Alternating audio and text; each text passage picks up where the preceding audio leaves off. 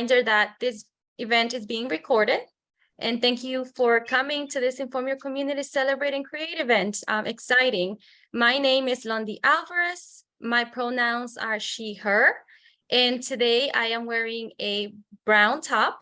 My hair is up on a bun, and my background, I have 3 windows behind me. And just keep in mind also that closed captioning is enabled and you guys can turn it on. So let's talk a little bit about Inform Your Community. We offer events that combine information with fun. Like today, we're going to do a beautiful craft. And you can learn more about Inform Your Community by going to our website, www.informyourcommunity.org. You can also find our social media links on the bottom of our website. And you can tell your friends to sign up for our mailing list on the top right of our website at www.informyourcommunity.org. And of course, you can also donate using our donate link at the top right of the page. So now let's move on to today's topic, which is citizenship. And the citizenship issue is an important one because we are all citizens. And that means that we are either born in the United States or become citizens of the United States after we moved here from another country. And that is called naturalized citizenship. Or you came here as a child, even in ages like those of you guys doing the craft today, and that is called derivative citizenship. And this event is part of our Celebrate and Create program, where children like you engage in unique craft projects inspired by inclusive monthly celebration themes. So for today's craft, we will make a colorful mosaic frame. It's going to be a lot of fun. And our facilitator today is John, and John's pronouns are he, him. Tyler will also help us with tech issues and to monitor the chat, and Tyler's pronouns are they, them. So throughout the craft, if you have any questions or comments on the craft or the topic, please feel free to unmute yourself, and you can talk also or write in the chat. And we also love to see your work in progress. So please, throughout the event, make sure you show us your craft through the camera and during the process, and also once you're done. And Stacy will help us with our craft today. Stacy's pronouns are she, her. Stacy, why don't you tell us about our craft and why did you pick this craft? Great question, Londi. Thank you for that wonderful introduction. And so I'm here today to share this craft with you. And I was so excited because mosaics are something I just like to do mosaics for fun. That's kind of a hobby of mine. And I'll show you some of my mosaics later. But essentially, why I picked this topic is because what mosaics do is they put together pieces of something. Could be ceramic, could be glass, could be found items, and make it into a pattern, make these items into a pattern that comes out once all those pieces are together, it makes this beautiful pattern. And really that's what one of the metaphors that we use to talk about the United States is, that we are a mosaic because all of our citizens come from such diverse places. We have such a diverse history. And so all together we make something beautiful, which is the United States. So I'm so happy to be doing this craft with everyone. And I'll just also mention for those of you who are on the call and who might be visually impaired, I'm wearing a orange shirt and I have a black background. So, and also there's another screen that has the craft kind of close up that is available as well. So I want to show you what we're going to be making. We're going to be making a version of this craft. Okay, and there's kind of 2 versions you can see here, one with bigger pieces, one with smaller pieces. And I'm going to recommend we go for the one with bigger pieces, because if we do the one with smaller pieces, you're not going to get it done, as you can probably imagine, by the time this craft is completed. So, but you do have options. So for those of you who have our kits, we'll walk through what the materials you have, but we'll also talk about what materials you would need if you don't have our kit, but you want to do this craft along with us today. And for everybody, even if you have our kit or not, you want to have a pair of scissors. That is an important thing to have. Doesn't matter the color, doesn't matter what style, but a pair of scissors will be helpful. I recommend that you also have a string so that we can try to hang these up. To make them be able to be hung up, you're also possible to have a piece of paper. and then a pen or a pencil. So if you can get those, that would be great. And then I also recommend having a bowl or a plate of some kind. In my case, I just have this little item here, but having a bowl or a plate will help you catch the sand that we're going to be working with, so that we can conserve it and reuse it, and so that it doesn't get everywhere. Okay, so those are some things you need, no matter whether you have the kit or not. If anybody is able to put that in the chat, it's scissors, string, could be a twisty tie, ribbon, thread, a blank piece of paper, pen or pencil, and a bowl. Okay, so that's for everyone. And for those of you who have the kit at home, our base is going to be this beautiful wood. Okay, so that's first. Those of you who don't have the kit at home, you can just use any cardboard. This was taken from the back of a notebook. And if you're using, you don't have the kit at home, all you need to do is basically you can use any frame as a template and cut out about the size of a 4x6 frame. You can do it smaller, you can do it bigger. For our purposes, you don't want to do it much bigger. Again, then you won't be able to complete it by the end of the craft. So if you're using the cardboard, you can do that and just go ahead and cut it out. Okay, so you'll have that to work with. If you have our kit, you have some foam pieces, lots of different colors to choose from. Or if you don't have our kit, you can just, you get the same beauty of colors, whether you have our materials here or you use some construction paper, if you have some nice colored construction paper. Or as an alternative, you can just use a white paper and you can actually just then color it with some crayons. Right, any colors you want. You can even in that case have multicolored strips, use different colors. So that's fine too. In addition to that, you're going to want to have glue. I definitely recommend some stick glue.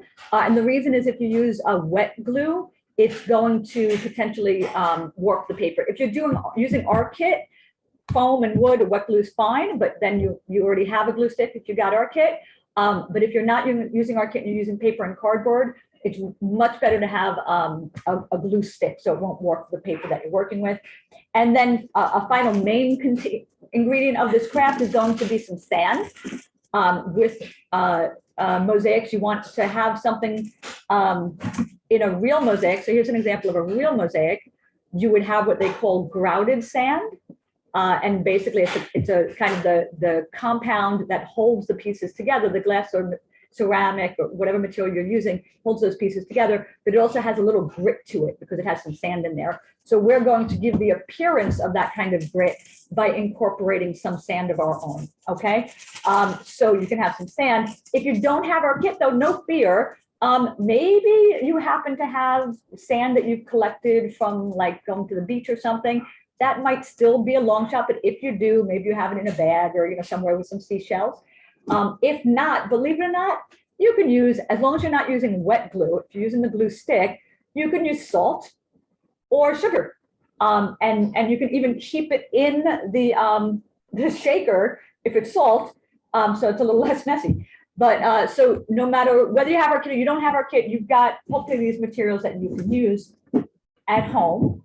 While those of you who don't have our kit go gather your materials, I want to ask the folks who do have our kit to do one thing, because you additionally have a little piece of sandpaper.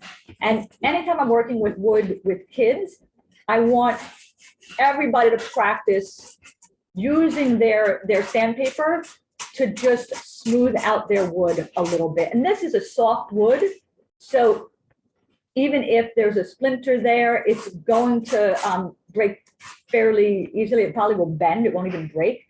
So it really won't be too much of an issue. But if you see anything, you just want to look a little closely at your wood. See, is there any part that's a little rough? And then you can use the rough side of that sandpaper and just rub that right off so that it's more smooth. So you can take a minute to do that while some other folks are finding their materials if they don't have their kit. So Stacy, if people are looking for something colorful and they didn't have construction paper, you think something like a bag of Skittles could work? You know, actually, you make a good point, John. You certainly would not want to use the Skittles because that would be very messy, and that color would run. But you could actually use a bag of, I wouldn't use a plastic that's too flimsy, but a Skittles bag is actually kind of paper that's just got a coating. So actually, a Skittles bag would work. I will say though, traditionally, John, that it doesn't. Mosaic tiles don't have a lot of variety in color. And they traditionally don't have like writing on them. Having said that, absolutely go for it. You can use any combination you want. And indeed, this is not all solid color mosaics. This is kind of mosaics with metallic flecks in it. So you can see the little metallic flecks right there. So fantastic. What I want to do next, while folks are gathering materials and looking at the materials you have, maybe sanding your items, is I want to show you a little bit about the kind of patterns that you can use when you're doing a mosaic. So what I showed you here incorporates a lot of different patterns, but one thing you'll notice about them is that they're all kind of straight edge patterns. It's very hard to do circles, hearts, or other kind of shapes that are more rounded with mosaic, and you really kind of, that's an advanced technique. But as long as your material, you're using kind of sharp edges like triangles, diamonds, squares, rectangles, you could still make super cool patterns. So there's a pattern, which is a little bit similar to the pattern. This one my son made. It's not finished, but that was the idea of it. You can use rectangles, and there's some squares in there too. So I want you to start thinking about all the fun patterns that you can make with your, once we do cut, you're not going to cut anything yet, you're not going to glue anything yet. Right now, I just want you to think about all these cool patterns and what you might want to do with your mosaic. If you have the frame from our kit, you're just making the mosaic around the edge of it. So in the middle, there's not going to be anything, right? So you're going to make the mosaic around it. If you have your own piece of cardboard, like I mentioned before, then you can do a design that incorporates the middle as well. My favorite on this is this one. I think that's so cool, that little curl, like my hair is curly. So those are some patterns that you can use. If we were going to do like more complicated designs, you can see that you can kind of get like infinitely more complicated. So if you decide you like mosaics like I do, you can really do so many different patterns. And I did want to show you just one of the designs that I've done. So this is a frame that I made a long time ago.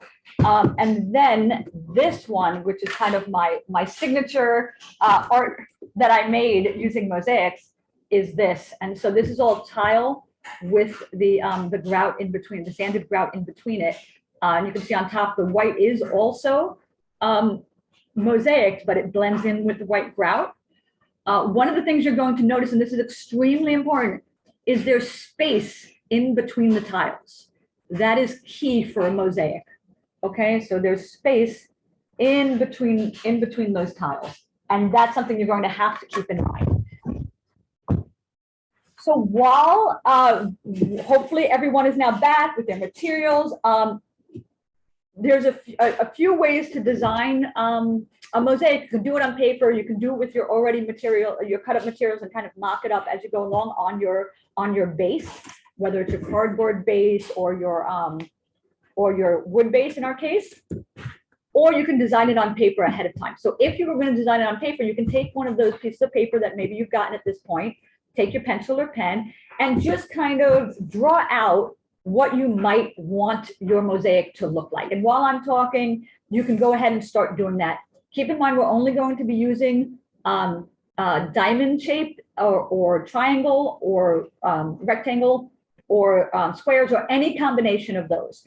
And then the other, so one thing you want to ask yourself as you're designing is, what shapes do you want to use in your mosaic? Do you want to use squares, rectangles, diamonds, triangles, or some combination of those? So whether you're writing it down and drawing it out now or just thinking about it, just think about it. What would you like to use? Another question is, do you want smaller pieces, bigger pieces, or a combination of those two? So here is a design with triangles where the pieces are bigger. This one my daughter started. Okay, and so here are bigger pieces. You get the same idea as you have with the smaller pieces, but I'll tell you it will be a lot quicker to do because the bigger pieces take up space, right? Take up more space.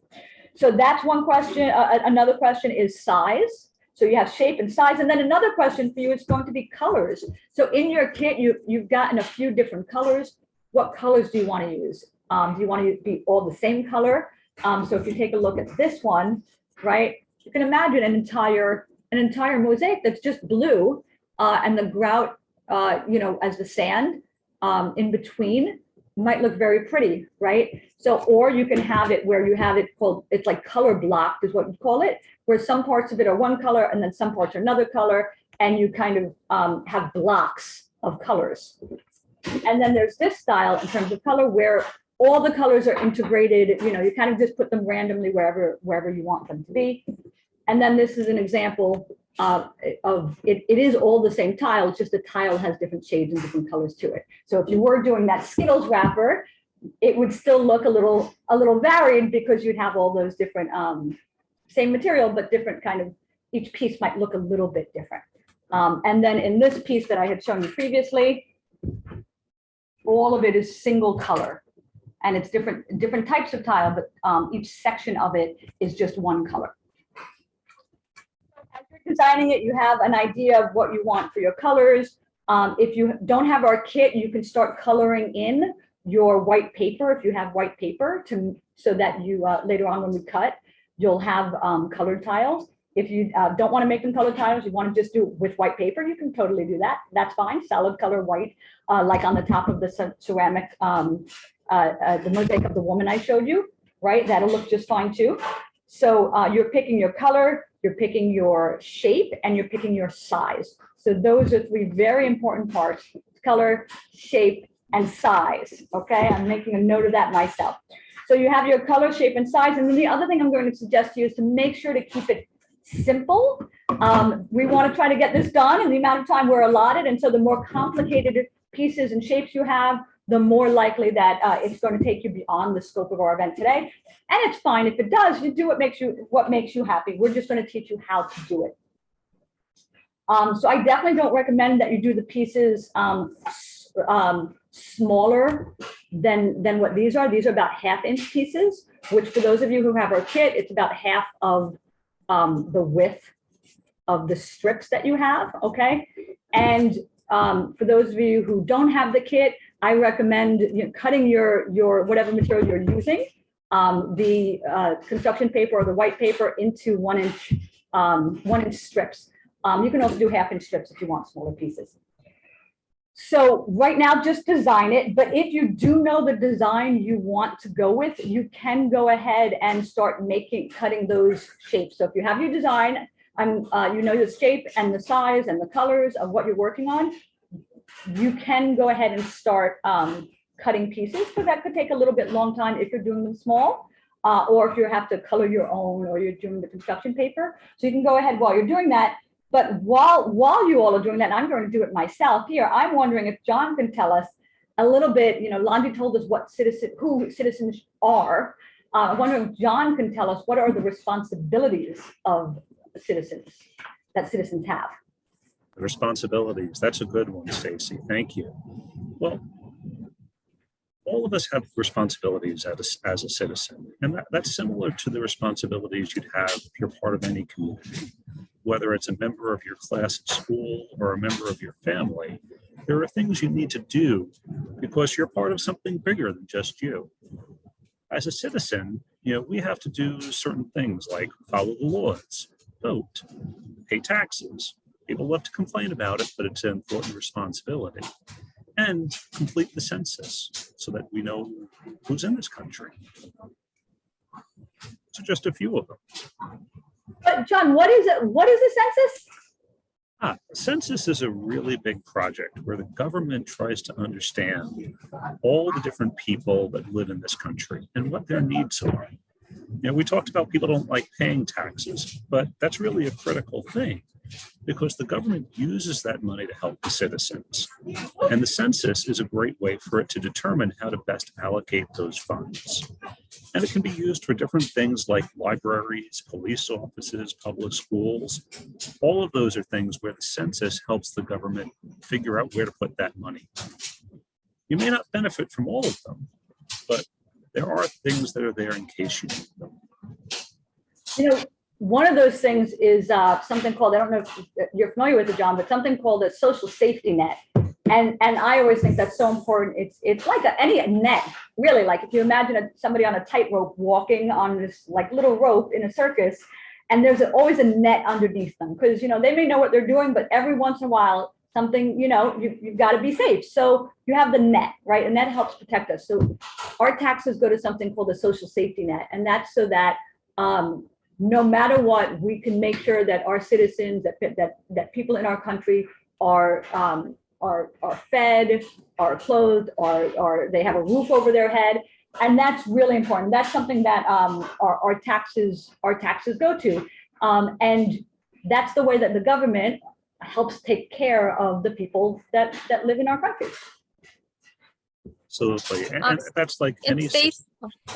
Sorry, Madam Stacy. Also, Tyler has a good question for anyone who maybe is also thinking about the same. She's asking if a cereal box or something similar, you know, would be good for this. You know, it's a little thicker than paper, but it's colorful. That's a great point. So a cereal box could work. The only thing I would say is that, so great point, Tyler. The only thing I would say is you want to make sure that your the cardboard that's your base is thicker than the cardboard on the cereal box. That's the only thing. You can still do it if it's the same thickness, but you know the mosaic, you're going to be putting the pieces on it. You're going to be pressing down on it a lot. You're going to have the glue on. You're going to have the sand on it. So this base is going to take a lot of stress. So it's better to have a harder cardboard for your base. If you're using the construction paper, it's really thin, so it's not so bad if it's a thin cardboard. This is kind of like a medium weight cardboard that I have. But if you're using a medium weight cardboard, then try to have a kind of thicker cardboard for the base. You can even use corrugated cardboard from like a cardboard package box, like that you use for shipping. You can use that as a base. So, but yeah, actually, and you can get some pretty cool patterns. You can even do stuff with the words that are on the packet on like a cereal box. As well, if there's a particular word that you like, you can let that word appear in the mosaic on purpose.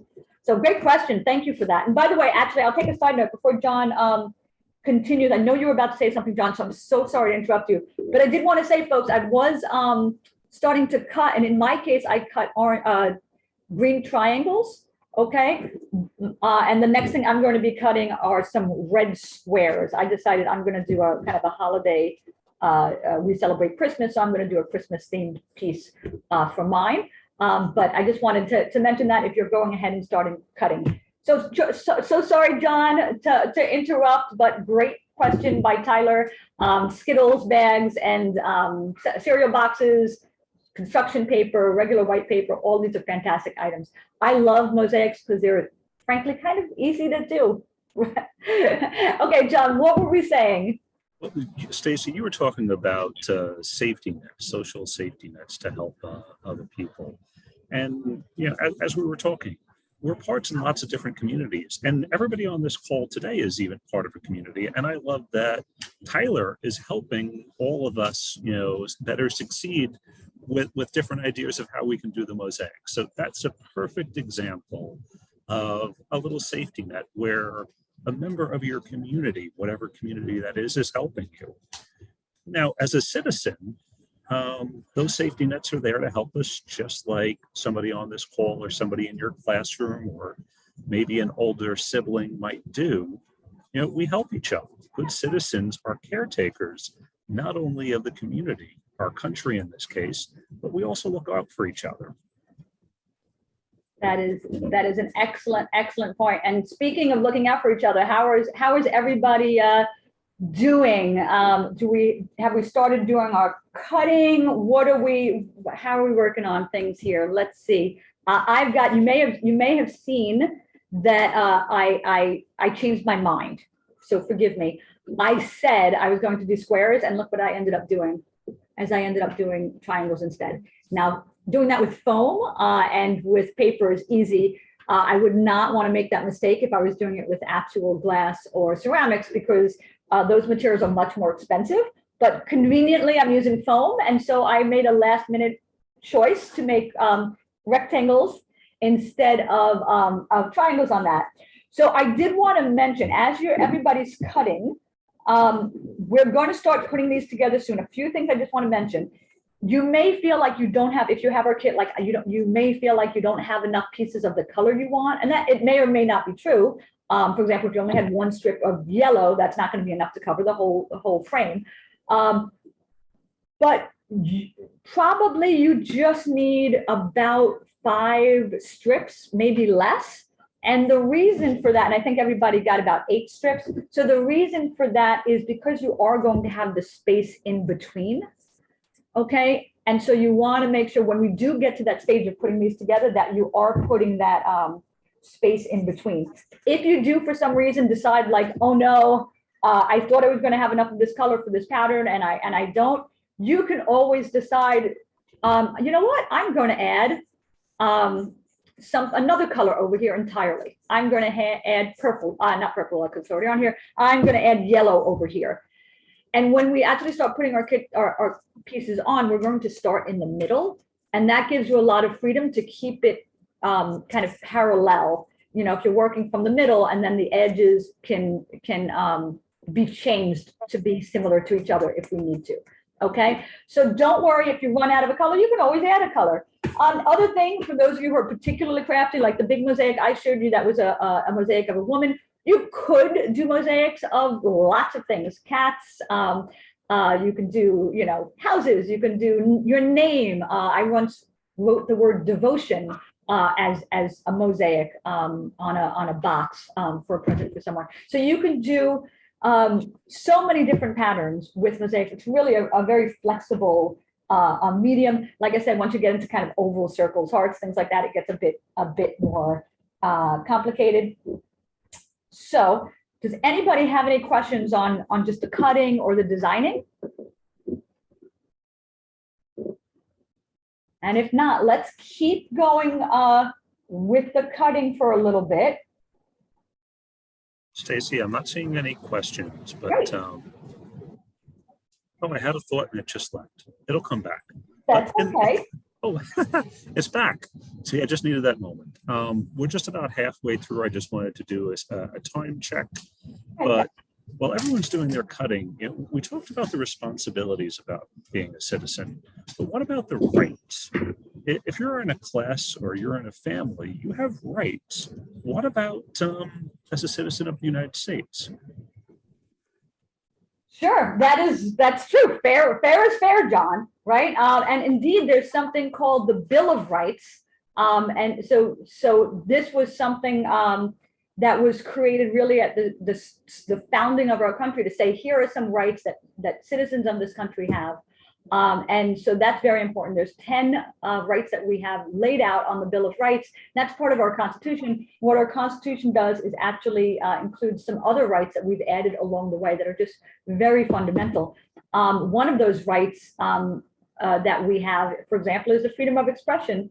And so people use freedom of expression to express their viewpoints, to talk about their perspectives. And one way people do that is actually through what we're doing right now, is expressing their viewpoints through their art. So that's another way that you can use your medium, in this case, your mosaic, is to express how you feel, what you think about something. And that is a basic right that we have in the country, to advocate for the things that are important to us, and to express ourselves. So which is a very important right, along with all those other ones on that Bill of Rights. I think we might be ready for glue, John. I think. Let's do it. I want to see some of these designs. I know, we're ready to go. And it took us a long time to get here, but I can't underestimate the importance of designing, and then you have to cut your material. So it takes a little while. What I'm going to say is I'm going to tell you a few things before you start gluing. So do not start gluing yet. You can keep your glue handy, and it's a glue stick. Everybody knows how to use these. You just, pull them up, but don't use it yet. I know you're excited. So I'm just going to tell you some things. Okay. Most importantly, I need you, when you're doing this, to do one section at a time completely. And what does that mean? That means you glue it, you put the pieces on it as quickly as you can, and then you put your sand on it. Okay, so let's prepare our sand for a second. Okay, those of you who have your kit, you have these little sand things, make sure you have some kind of a bowl, preferably bigger than this, but some kind of a bowl or plate. And just take your scissor and cut the corner. Okay, be careful, don't turn it over right now, you'll have sand everywhere. And just set that aside. Okay, we're gonna leave that there, that when we need it, it's nice and quick and ready for us. Okay, same thing, have your glue stick ready. Fantastic. The reason why you want to do sections and you want to do them quickly is because the glue stick dries really fast. If we were using a wet glue, it wouldn't dry so fast. We're going to use a glue stick. And what happens with the glue stick drying quickly is that then you're going to get kind of splotchy sand if the glue dries. And because of the way we're doing this, and that we're doing it with stick glue, once you have your pieces on, and if you did not glue them and put that sand on, you can't really use that stick glue anymore because it's hard to get into the crevices. So at that point, you'd probably want to try to a little bit use the a wet glue or to use the stick glue, but try to just use the edges to get in. You can also use like a toothpick to try to put the glue in and so forth. So we're going to try to avoid all that complication and do it small section by section. Put the pieces on as fast as you can. You can always move them on around a little bit afterwards, but try to get them on as fast as you can. And then put that sand on it as fast as you can. When you're doing the sand, make sure you have your piece that you're working on with your over whatever plate or bowl you have, and then you put the sand on. That way, as you put the sand on, any remaining sand goes into that bowl, and then you'll be able to use it and keep using it for the next section and next section. In terms of sections, I'm going to suggest you do one section here, one section here, one section here, one section here, one section here, one section here. So basically about 6 sections. Do a small piece about the size of your hand.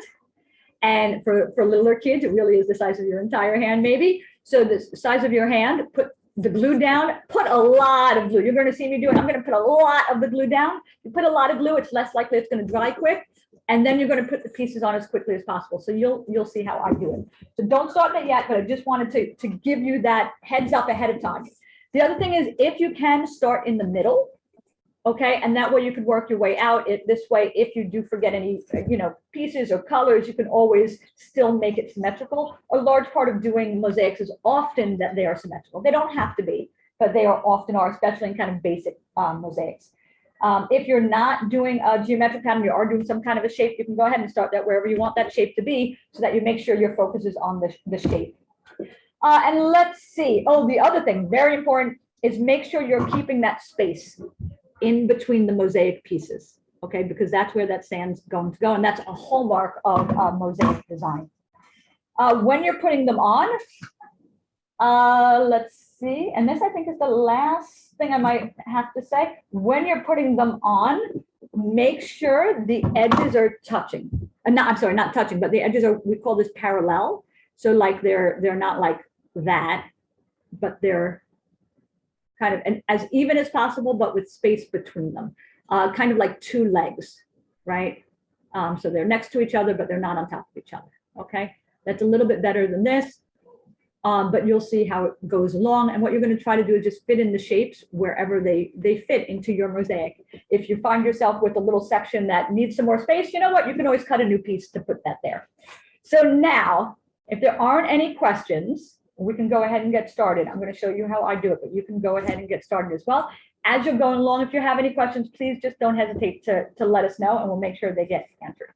So this is me putting a lot of glue. Hopefully you're doing this at the same time. I'm taking, and I didn't do it in the middle, so that's my bad.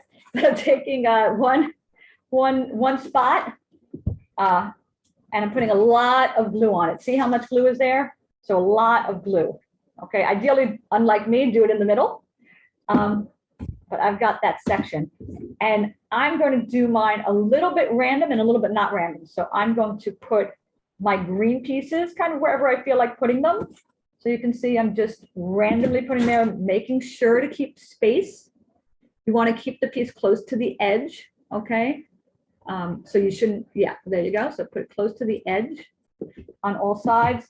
And then you're just going to put your pieces as they fit.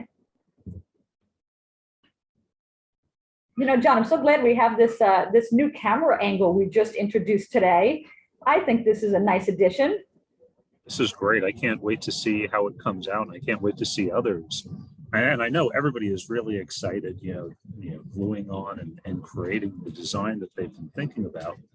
But while that's happening, I wanted to talk about one of the important things about being a citizen is that it has not just responsibilities, but also rights.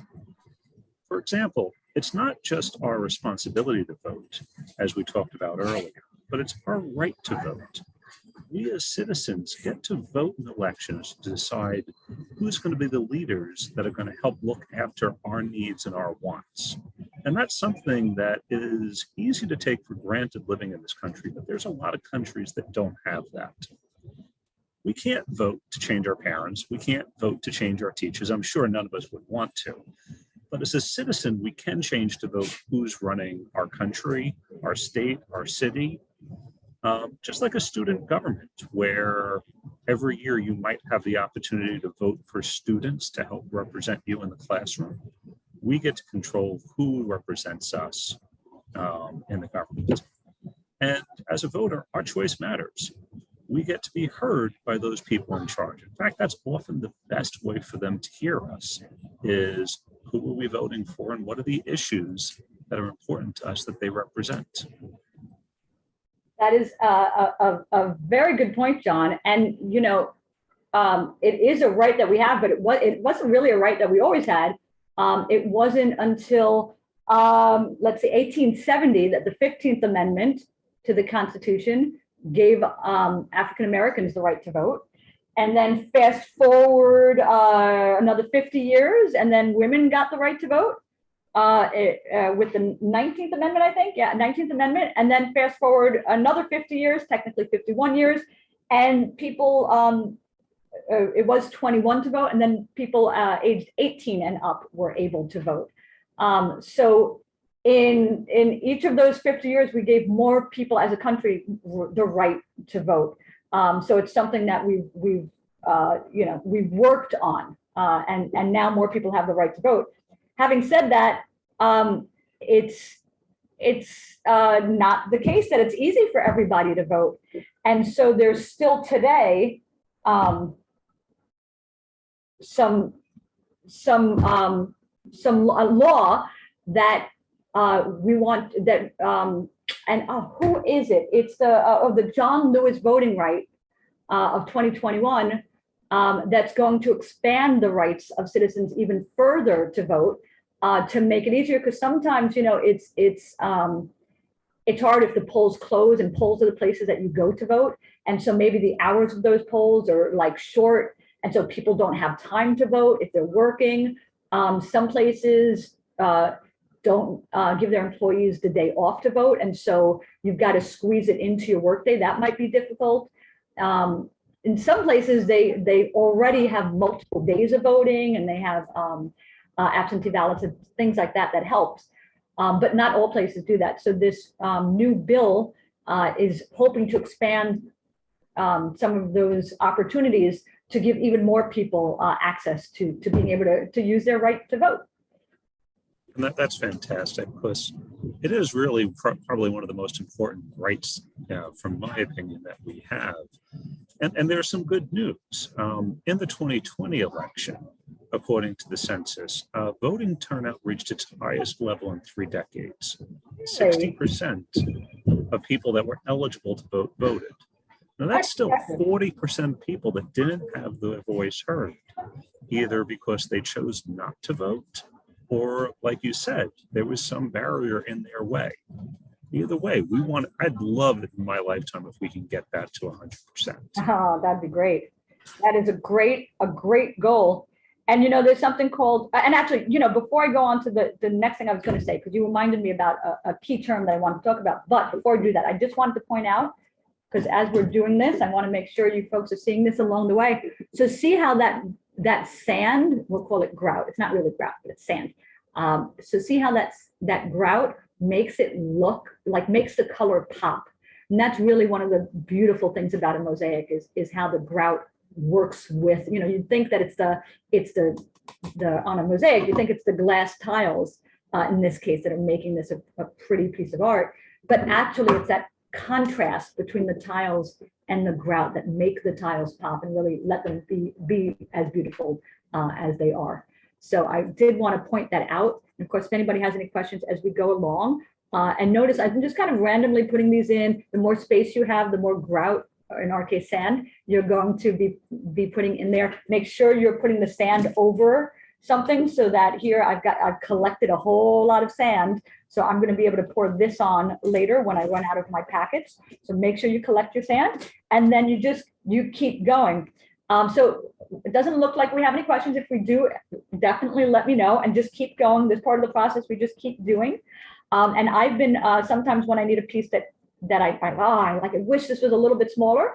Well, that is the beauty of using paper and foam for mosaics, is you can just cut the piece. So I've made a couple of my pieces slightly different sizes to accommodate the space I need. If you're working with tile, glass, or ceramic, or other materials, it's a little harder to do, but it's still definitely possible. So, and So as Stacey, you're doing your crafts, I'd love to see what you folks are working on, if you want to show them on your cameras. Yes, John. so I had two things. First, Yeah. we've got about 15 minutes left. I just wanted to do a time check. Great. But second, recently I've heard this term. I was hoping you might be able to help me with what this Yes. means. Participatory citizenship. Participatory, it's a tough one. That is a very hard one for me. Yes, that's the term I've heard. Can you help me with that? I'm not going to try to say it. Yes, participatory citizenship. And by the way, before I am going to tell you what that means, I'm going to tell you something. So remember I said try to do it in the center, because then if you run out of pieces. So I've just realized that I'm going to run out of green pieces. I'm not going to have enough. So I'm going to be able to make that split decision. And what I'm going to do in order to keep mine parallel is I'm actually going to use another color for this section here. And that way it's going to be green here and here. And then these two corners are going to be a different color. So when you do it kind of in the middle, that's even easier to make that kind of change. It was a little harder for me because I didn't start in the middle, but you can make those changes as you go along if you need to. Definitely easy to do.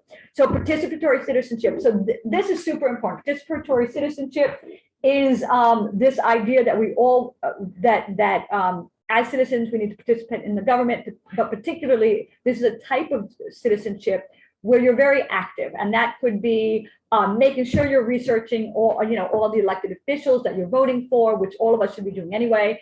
You're volunteering in your communities. Maybe you're a volunteer firefighter. Maybe you volunteer after a city event or a local event to help clean up or to be a worker at that event.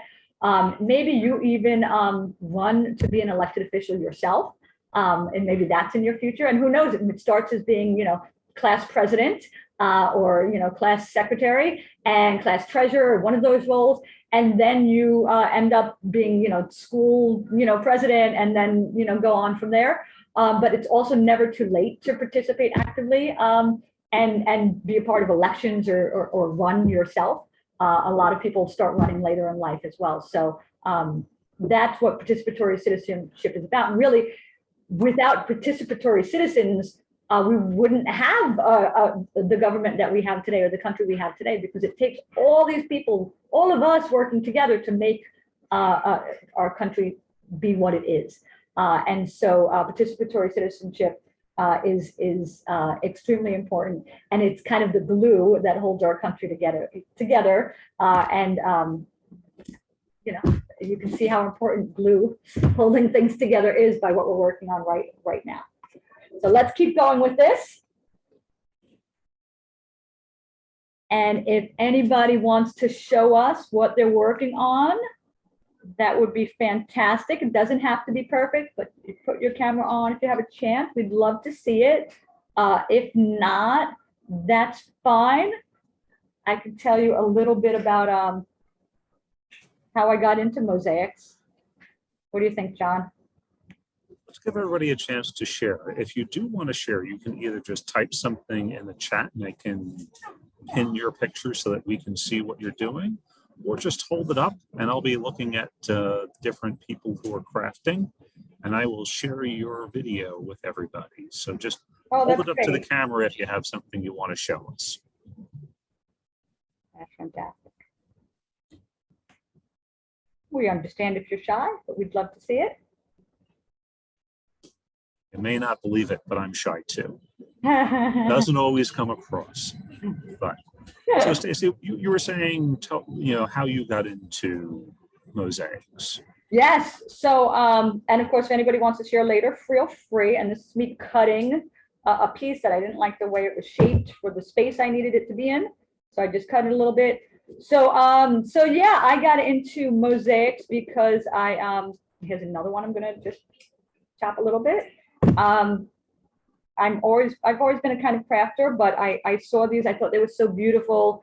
And I wanted to see if it's something I could feasibly do. I thought it was so intimidating to do mosaics, but I was like, I think I can do it. And then when I started looking into all the materials that they had for mosaics, it's really the mosaic materials are just so beautiful. All the different, you can see from this one that I have, how beautiful that is with the, at least I think it is, with the specks of like a goldish, bronzish color. So I just thought they were so pretty that I said, I need to do that. So that's how I got into it. And then as I did it, I realized that it's really, as you can tell, it's not the most challenging art form. It really, it is if you want to get really advanced, but there's I think they say it's a low barrier to entry. Most people can, as long as you get the materials can be a little expensive. So that's why doing it like this is pretty handy. But otherwise they're fairly easy to do, and they're so much fun. And even if they're made out of foam, they make such a huge impression. By the way, something else I just want to mention. So I decided I didn't want to do this spot yet because I haven't decided my color. So I'm just letting that glue dry. That's the beauty of the stick glue. You can let it dry and just glue over it. And I'm going on to this section because I know I want this section to be green. So I'm just going to finish up there. So having said that, you know, John, while people are finishing up their mosaics, I have a trivia question for you. I love trivia. Shoot, what do you got? Okay, so what is the national language of the United States? I know this one, and that is a trick question. Most people would say it's English, but actually there is no official language of the United States. Some countries have national languages. Sometimes they have multiple different national language. But in the United States, there is no official natural language. So now I have a trivia question for you. Are you ready? You got me. I'm glad you got that one. I'm impressed. I'm impressed. Most people don't know that. What do you have for me? Let's see. All right. What country is Puerto Rico part of? That is another trick question. You thought you were going to get me on that one. I did. That is another trick question. You know, there are something called territories, which I often don't think about. You think of the United States as countries. And as it turns out, Puerto Rico is a territory, and it's a territory of the United States. And that means that people in Puerto Rico are citizens just like I am. Which, you know, a lot of people don't think of. Sometimes we even forget. And we, you know, say, oh, like what country, you know, where is that country or something like that. And actually it's part of the United States. So, and there's actually, I don't remember that there's like 14, 15, I don't know. I've got to look at, I have some notes here, but there's about 15 territories. Puerto Rico is the most like well-known one. Guam is another one. And then there's a whole bunch of small islands. Relatively small islands that are also territories, and all the people who live there are also citizens of the United States. So you thought you were going to trick me on that. Indeed, you did not. I did think I was going to get you. Now, by the way, I'm just going to point out, so I had actually had a little extra glue over here, and I finally did run out of my green pieces. So what I went ahead and did, and you can probably use a tissue, I just used my finger, but you can use a tissue or a napkin. even a piece of paper. And I just rubbed it off. So I had sand on it, but I just rubbed it off. Again, it's a very forgiving art, even if you're working with grout. As long as you're doing things while the grout is wet, you can just, you know, wipe it off and it's fine. You can easily fix your mistakes with this type of art, with mosaic art, which is fantastic. So John, how are we doing on time? I'm almost done with mine. I'm about 2/3 done. I suspect I'm going to finish it pretty quickly with the rest because I'm just going to do it with squares. We have just about 5 minutes left. So I think this is a great time to hopefully see a few others if anybody has something to share, or wrap up and let people finish these on their own. That is fantastic. I'm going to be finishing mine. I will tell you, just to mention that with Mosaics, you can get materials pretty easily at different stores. They're different crafting stores, so it is available. You can certainly get mosaic materials online and stuff, which is nice. What I'm doing right now, just so you know, is because I'd love to have this finished product to show everybody before we go. And even if we start the conclusion, maybe Londa, you can give me a second after your conclusion to just show everybody my final project. But yes, you can find materials at lots of different places. What I'm doing right now is I'm literally cutting my pieces just to expedite this. I'm cutting my pieces to fit my space.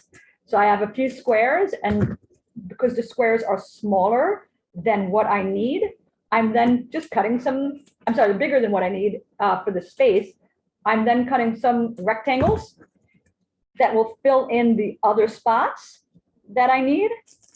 And this might look familiar because this was a little bit one of the patterns that we showed you earlier that incorporated both squares. Actually, I think I am going to finish this now. That incorporated both squares and rectangles when I was showing you different potential patterns earlier. So let me go ahead and reveal mine. It's still in a Christmas tree, a Christmas oriented theme, but mine now has lights on it too. So this is my finished product. You see things are kind of askew, but that's okay. That's the beauty of mosaic. You can imagine I can hang it one way or another. I've got the little accent of those red pieces to give it a little flair, and you can hang it that way or sideways. I mentioned the string. What you would do with the string is you're going to put it, and if you have our kit, you'll just put it through the hole that's here. If you don't have our kit, you don't really need to put a string on it. Oftentimes you may have some place to just lean your artwork against, or they make these kind of cool easels that you can buy where you can just put it like that. Otherwise, you can take a hole punch and put a little hole, kind of like what we did here in your mosaic. Since it's if you didn't have our kit, it's paper and cardboard. You can probably use a hole punch, just punch a hole. Or you can, if you have an adult with you, take a scissor and make a little hole that you can put a string through so you can hang it as well. So that is our craft. You can imagine once this one has the grout in it, that will make those colors pop even more. Same with that one as we put some more grout in there. And then you can see on this how the grout makes those colors really pop, and the different shapes makes it really interesting, and the different colors make it interesting, the different sizes. So I hope you continue with the craft you're working on and go on to do more. And Londa, do you want to close us out? Well, thank you, Stacy and John, and thank you also to our wonderful crafters. I'm sure you're doing an incredible job, and maybe later you can send us pictures of what your mosaic looks like. We'll be very excited to see the finished products. And since we have been talking a lot about citizenship, we know that it's not a one and done topic. Instead, it requires an ongoing conversation. So we will send our event video and infographic in a follow-up email that includes our information and for reading and also further understanding. So we encourage you to share our infographic to help educate your friends and maybe your family members about citizenship. And additionally, please consider committing to one action related to citizenship each week. Getting informed by coming to this event is a great way to start. Make sure that you keep that up by learning more about American history. There's a lot to learn there. And also get to know your neighbors. Say hi once in a while. Enjoy your community. Being a citizen means there's lots of wonderful opportunities to take advantage. You can go to the library. You can also, there's national parks, lots of wonderful ways to learn more about this topic. Our email will also include a brief survey of what you thought of the event. So please take time to respond. Your feedback is important to us. Our upcoming event about Indigenous population is coming up on Saturday, October 8th from 11 a.m. to 12 p.m. To look for and learn about more great Inform Your Community events, not only our Celebrating Create program, but events from our other programs as well, please check out our website, www.informyourcommunity.org. Also, please consider donating. We are a nonprofit, and your donation helps to keep our events free and cover the cost of mailing materials, craft supplies, and also movie licensing. You heard that, movies. Thank you for coming and for helping inform your own communities based on what you learned today.